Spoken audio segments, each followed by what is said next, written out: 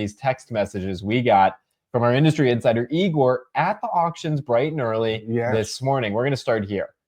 Zach, your local dealer from Virginia is here. Ted Britt is dumping Ford and Chevy inventory, and they also are dumping inventory today in Pennsylvania. Manheim auctions is what they told me. Massive sell-off is what they are doing. Dad, you ran dealerships for so long. Why do car dealers dump cars at the auction? What is going on here? We got more examples from Igor in just a moment, but what is going on here at the highest level? Well,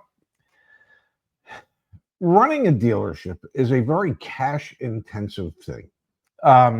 And cash flow is extremely important. Now, I'm not suggesting for a second that Ted Britt and their pretty large organization is having cash flow issues. They are probably not.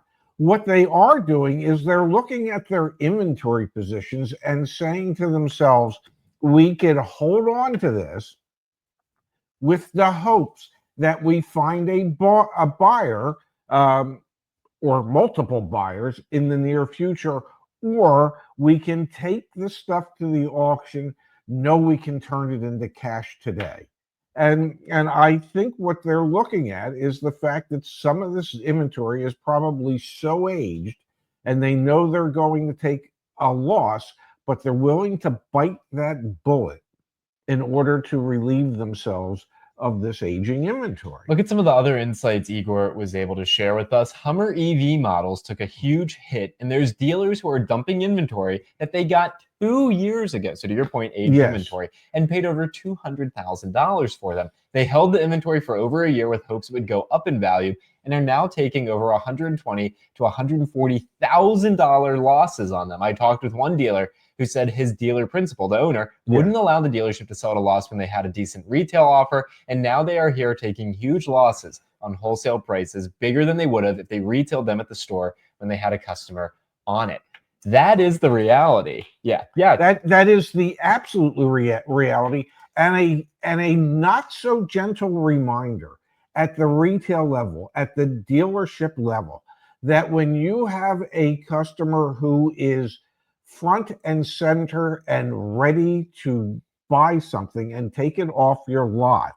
And sometimes when you look at market conditions and you realize that, well, these EVs aren't selling as quickly as we had hoped, that you are better off selling it to that retail customer, even at a loss, with the hopes of mitigating that loss through the F&I department when they finish up the paperwork, and creating a new customer for your parts and service departments.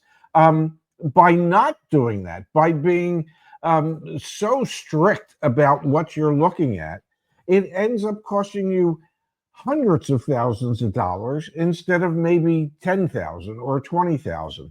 You know, I have shared this story with you before about the Acura SLX, which, as most people have no idea, was an SUV that was an Isuzu. It was a rebadged Isuzu Trooper. Anytime we got one at the Acura store, it was like a boat anchor. Okay, you knew that it was going to take you forever to sell it, and B, that you weren't going to make any money on it. So I'll never forget a day when we had just received one. One of our good customers came in and he said, I'll buy that right now. And he named the number. The number was $5,000 below our cost on the vehicle. And the area vice president and the general manager of that store at the time said, give us a moment. They discussed it behind the curtain. And they came out and they said, congratulations, you just bought yourself an SLX. Because their theory was, I'll take the $5,000 loss today, then pay the floor plan charges on this for a year, and then take an additional $5,000 loss at that point in time. So, Dad, what you're saying here is this has been going on in history. This is not the first time this has happened. This has been inventory management that dealers have faced in perpetuity. And it's happening very acutely right now, which is fascinating because it's been very volatile. Even just a couple of weeks ago, the new car market, the used car market, hot up and to the right. Now, already, all of a sudden, we're seeing the pullback in demand and the impact of some of these decisions Obviously, EVs might be a little overstated because the demand there has been, really falling for a period of time. I want to go to the CarEdge search though for a second, and I want to pull up this Hummer EV. There are 7,183 new Hummer EVs for sale nationwide, and I just want to pull in here. Let's look at the first one. 120 days on the market, 129 days on the market, 129 days, 55 days. All right, so some new ones in transit, even this one. Let's click on this one right here. What I want to look at, you already know where I'm going, is I'm going down here to the market days supply, 123 days supply. That's high. That's high. That's higher than where GMC and Hummer want that to be. And let's go back and let's click on an even more expensive one. How about this first one? Well, click on a 2024. A 24, yeah. Let's see here.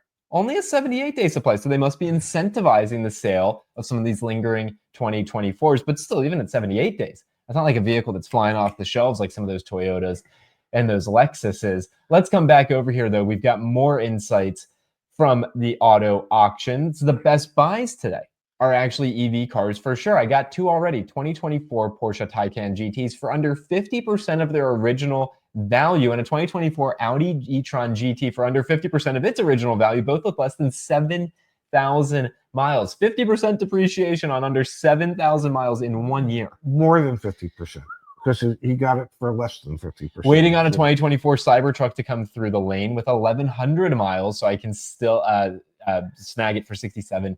And Infiniti, Dad, Infiniti and Nissan, we've been talking about these brands ad nauseum. Infiniti cars are everywhere. Every lane has Infiniti cars running, and they have a dedicated lane today just for Infiniti, still allowing Infiniti running in the other lanes. New cars with stickers still. Nissan and Infiniti need to get their act together because their dealers are dumping new cars at auctions. So are their financial services companies like Nissan Motor Acceptance Corporation and Infiniti Financial Services as well.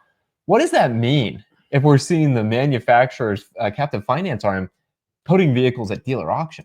Well, it would indicate to me that if Infiniti Financial Services and Nissan Motor Acceptance Corporation, if they are taking brand new vehicles to the auction, that would indicate to me that these are vehicles that have been repossessed from their dealers who are out of trust. What does that mean? It means that dealers who have floor planned their vehicles through Infiniti Financial Services or Nissan Motor Acceptance Corporation, and the agreement is once they're sold is to pay them off within 3 days, that those dealers are not doing that. They're holding on to the money instead of paying off the loans on those vehicles. So Nissan's going in and repossessing their remaining vehicles. And if that's the case, and the only way they can get rid of them, because they can't find another dealer that wants them at the moment, is to send them to the auctions. Well, they're taking a bath. And this doesn't bode well for Nissan or Infiniti. Well, Infiniti's always been in trouble. I think Infiniti was in trouble the day they came up with the idea that, well, we should have a higher end car brand, and we should have it in a not traditional car dealership, where one can sit and find Zen before they purchase their car.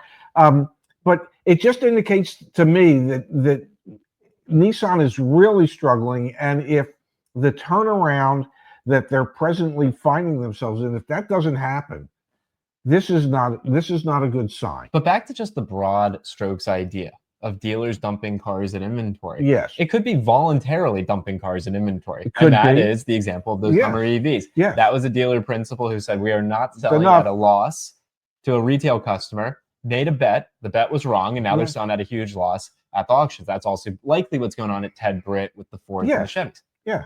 And then you have the other end of the spectrum, which is dumping vehicles at auction. And that's, you don't have a choice. Your finance company, because most car dealerships, most franchise new car dealerships do not pay cash for their inventory. No. They finance it just like you or I would. Yes. And if you don't make payments on that financing, the lender can come in and can take the vehicles back. They can physically take the vehicles back. They're the lender's vehicles. They're the lender's vehicles. Yeah. And so we're seeing those vehicles make it. So those are dealer repos essentially making it to the auction. Yes, in many cases. And so that's not a good sign.